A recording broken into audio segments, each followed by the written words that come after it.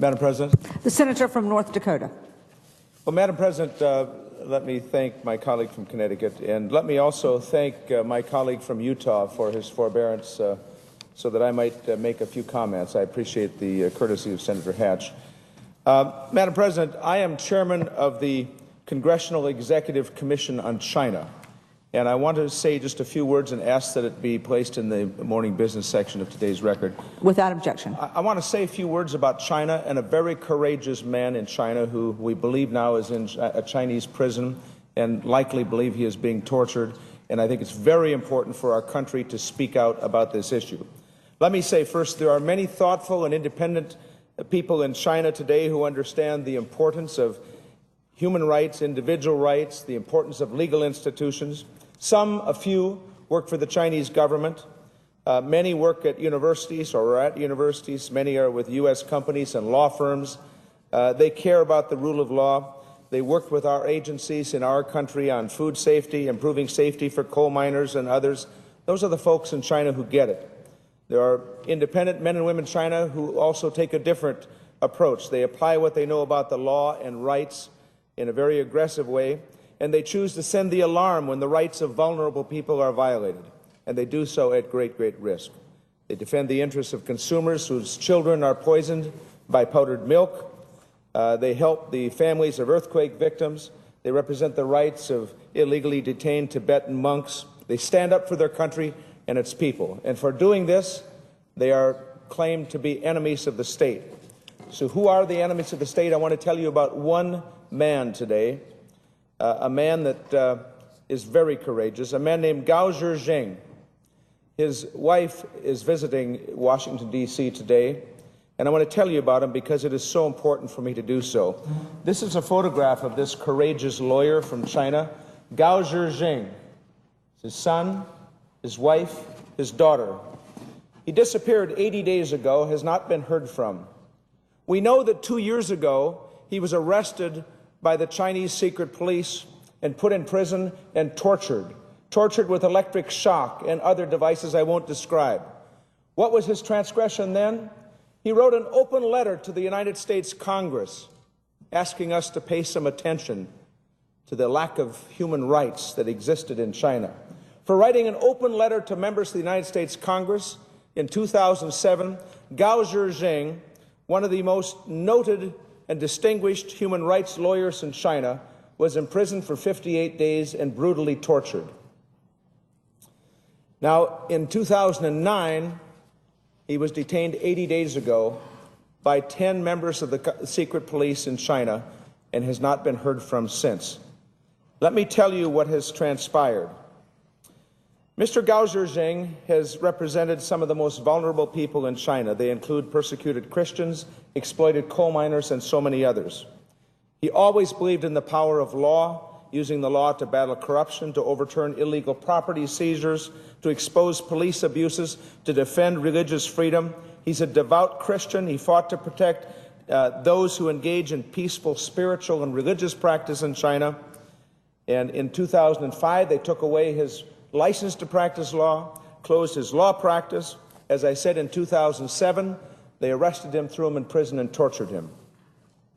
Eventually, he was released and brought back home and placed under police surveillance at home.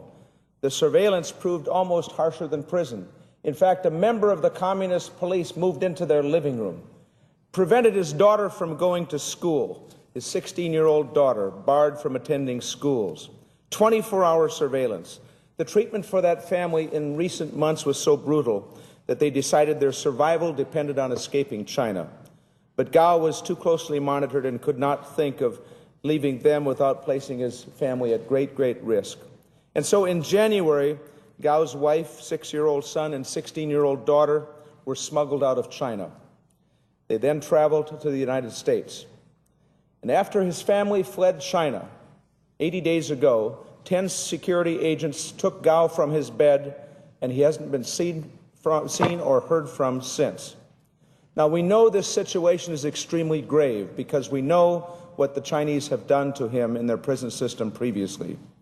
They have not offered the slightest word about his whereabouts, despite the repeated denials by United Nations agencies. We know he was seized by 10 agents of the Chinese government, and our government, foreign governments, NGOs, and the media have all asked for information about this courageous human rights lawyer, and the Chinese government has said nothing. The Chinese government has signed or ratified most of the international human rights commitments that require it to come clean about Mr. Gao. And I call on, and we call on today, the Chinese government to allow Mr. Gao to have access to a lawyer, access to his family, and to publicly state and justify the grounds for the continued detention of this courageous person. The right to speak freely and the right to challenge the government, all of these are enshrined in the Chinese Constitution. Yet it appears the Chinese government and the Communist Party that runs that government is intent on upholding the violation of these basic constitutional rights in the case of Mr. Gao. As I indicated, I am chairman of the Congressional Executive Committee on China. We have the largest and the most significant repository of those who are imprisoned in China based on human rights violations and other issues. Those who are being held in Chinese prisons, we have the largest repository of information about all of them. There are many today that languish in dark cells of Chinese prisons, just because they spoke out to defend the rights of others. None have done so more than Mr. Gao, who is a noted and celebrated human rights lawyer who's lost his law office, lost his license, been imprisoned now twice, has now been disappeared into the prison system, was tortured before, we expect is tortured again, and we need to put a stop to it. We need to find a way to convince the Chinese government to tell us what has happened to Mr. Gao, what have they done with him, how do they justify it, and when will they tell us that they will release this man to be with his family and begin to accord people like Mr. Gao and others who stand up for the rights of others the same human rights that we would expect them to be given. China will be a significant part of our future. I understand that. My plea today with respect to China is to ask the government of China to do the right thing with respect to this courageous and brave man. And as I indicated, his wife is with us today here in Washington, D.C., and I'm not permitted to point her out, but she too is a very courageous woman, and she would like very much to have this courageous man, her husband, released from detention in China and be given his freedom. Madam President, my colleague yield. Senator from Connecticut. I want to thank our colleague from North Dakota. We're in the middle of debates on matters here, but and I know it's taking time away from the discussion at hand. But this is a very valuable contribution my colleague has made. It may only be one individual, one family, but I think when we speak up on behalf of an individual, such as Mr. Gao, we do so for a lot of other people across the globe who face the same kind of restrictions he's going through, and I want to join with him in expressing our concern, urge my colleague to maybe craft a letter of some kind we might be able to send to the ambassador here in Washington or to the appropriate governmental personalities or agencies in China to express our collective concern about this. I'm a second-ranking member of the Foreign Relations Committee, and I have a deep interest in what he's talking about.